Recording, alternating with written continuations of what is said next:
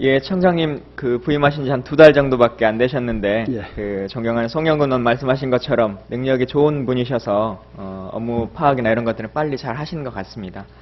취임 소감에서 말씀하셨을 때 병무청 직원들에게 어려움이 있으면 함께 고민할 것이고 기쁜 일이 있으면 여러분과 함께 나누겠다 이렇게 말씀하셨습니다. 병무청 직원뿐만 아니라 국민의 의무를 다하고 있는 70만 장병들에게도 그 마음을 같이 해주셨으면 좋겠습니다. 예, 알겠습니다. 질의하겠습니다. 2010년을 일단 그 전에 병무청이라고 하는 국가기관에 있어서 비전과 핵심 가치라고 하는 것이 있을 텐데요. 예. 병무청의 핵심 가치, 5대 핵심 가치가 있습니다. 어떤 건지 아십니까요? 짧습니다. 아주. 제가 그걸 다 외우지를 못해서 예. 죄송합니다. 창의, 청렴, 공정, 친절, 지식입니다. 예. 예. 나머지 것은 사실은 큰 차이는 없을 것 같은데 창의라고 하는 것을 병무청의 핵심 가치로 삼으셨습니다. 혹시 청장님이 되시고 나서 부임하시고 나서 창의적인 병무청을 위한 다양한 개선점이나 이런 것들을 고민하셨는지 질문을 드리려고 했는데 핵심 가치 자체를 모르고 계시기 때문에 다음에 얘기를 더 나눠야 될 것 같습니다. 예, 감사합니다. 예, 질의드리겠습니다. 2010년 기준으로 보면 우리나라의 국제결혼 건수가 34,000여 건이 됩니다. 이걸 비율로 치면 전체 혼인의 몇 % 정도 됐는지 아신가요? 제가 알기로 한 10% 정도로 기억이 됩니다. 예, 10.4% 정도가 됩니다. 지금 병무를 신청하고 있는 분 중에 다문화 가정이나 혼혈이신 분들이 얼마 정도나 되는 입영 현황이 어떻게 되는지 혹시 파악하고 계신가요? 예, 그것을 파악할 수 있는 제도가 없습니다. 본인이 말하지 않으면 안 되게 돼 있는데, 예. 그래서 저희들이 파악하고 있는 것은 현재 한 200명 정도가 복무를 하고 있다. 예. 그리고 입영 신금 대상 한 1,200명 정도 될 것이고 앞으로는 점점 더 늘어날 것이다. 이렇게 예측하고 예. 있습니다. 말씀하신 것처럼 현재는 징병검사 대상자가 병무청에서 본인 진술을 할 경우에만 예. 알게 되어 있습니다. 근데 2010년에 51명, 2011년에 139명, 2012년에 117명이 본인이 이제 다문화 가족이라고 말을 했는데요. 현재는 이분들은 일반적인 한국인과 동일한 군복무를 하고 있는 제도인 거죠. 특별히 이분들을 위한 다른 제도적인 장치나 이런 것들이 없습니다. 있습니다. 그분들도 한국인이니까요. 동일한 구조와 동일한 시스템으로만 말씀하신 것처럼 동일하게 진행하고 계시는 거죠. 예, 그렇습니다. 예. 근데 사실은 이 동일과 공정함이라고 하는 것에 있어서도 물론 이분들이 군을 병역이나 이런 것들 하지 않아야 된다라고 하는 부분은 아닙니다. 다만 이분들 같은 경우들이 군 생활함에 있어서 실체적으로 보호받을 수 있는 몇 가지 것들을 좀 준비하셨으면 좋겠다는 생각을 갖습니다.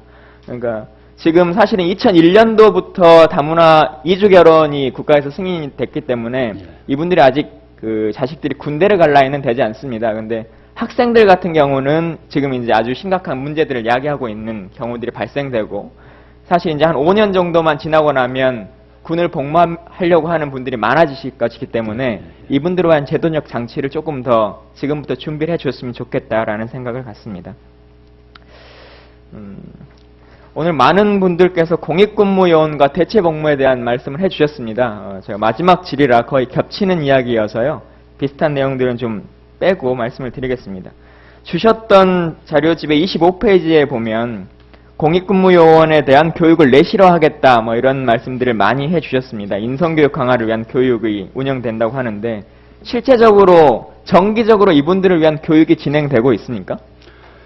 예, 그렇습니다. 일단 소집 훈련소에 가서 4주를 받고 나면 저희들이 일주일 동안을 다시 직무교육을 시킵니다. 그게 이제 기본교육이고 그 다음에 이제 복무 부실이 있거나 이런 사람들은 불러서 또 보수교육도 시키고 또 그러니까 복무 부실을 제외하고 일반적으로 그러니까 병무청에서 이 어떤 기관들이나 이런 것들에 파견을 시킨 이후에 정상적으로 매달 우리 공익근무요원 상근 예비군 같은 경우는 소집 훈련, 집체 교육 이런 것들을 계속적으로 매달 이렇게 받아오는데요.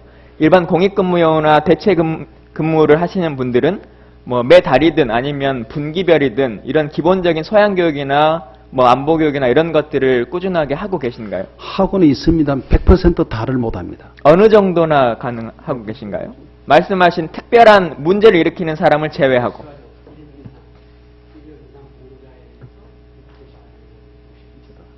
예, 방금 확인하니까 1년 이상 복무한 사람들을 리프레시 시킨다고 해서 그 불러다가 2박 3일? 3박 4일? 2박 3일간 보수교육 형태로 진행을 하고 있습니다. 그러면은 1년을 하는 사람을 하면은 24개월이 복무기간이 지금 24개월이죠. 그러면은 예.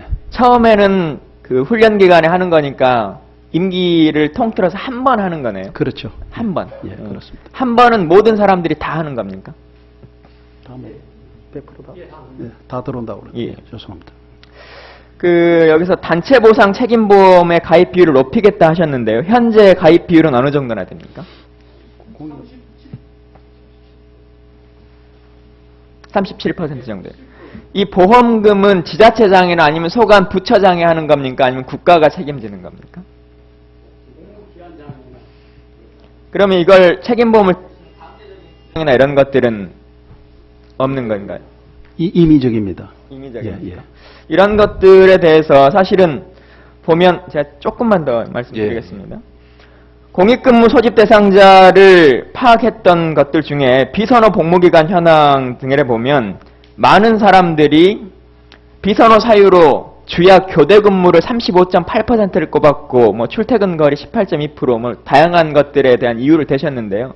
실제로 노동 강도나 이런 것들의 편차가 아주 심한 부분들이 많이 있고 이런 것이기 때문에 이런 것들에 대한 기본적인 것들을 좀 맞춰주셨으면 좋겠다는 생각이 들고 말씀하신 보험 부분에 같아서는 국가가 일정 정도 책임을 져주시든지 아니면 이런 것들을 법제화시켜서 어쨌든 그 저렴한 비용으로 그 사람들이 운영을 하고 있는 것이기 때문에 그런 것들을 대체할 수 있는 이 사람들의 기본적인 생활권이나 생명권을 보호할 수 있는 것들은 국가가 좀 책임져 주시면 좋겠다는 생각입니다. 이상입니다. 예, 의원님 감사합니다. 저희들도 그 문제가 사용자가 넣다 보니까 어차피 국가 예산이 들어가는데 어떤 부서는 예산을 확보해갖고 그 사람들을 보험을 상해보험을 넣어주고 어떤 데는 안 되고 하다 보니까 이건 아니다. 그래서 그러면 어차피 들어가는 돈이니 이것을 병무청에서 하든 어디서 하든 간에 합쳐가지고 전체를 똑같이 넣어주자 하는 그런 의견이 내부적으로 지금 비등하고 있습니다. 저희들이 그 업무 추진할 때 많이 좀 지원해 주셨으면 감사하겠습니다. 예, 알겠습니다.